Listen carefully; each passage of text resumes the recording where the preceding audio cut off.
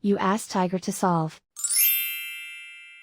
This deals with linear equations with one unknown. The final result is a equals -4.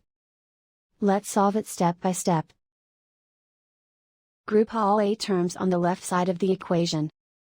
Subtract 3.25a from both sides. Group like terms. Simplify the arithmetic. Group like terms. Simplify the arithmetic. Group all constants on the right side of the equation. Subtract 5 from both sides.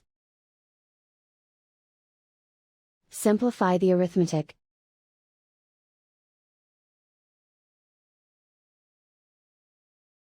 Isolate the a. Divide both sides by 0.75. Simplify the arithmetic.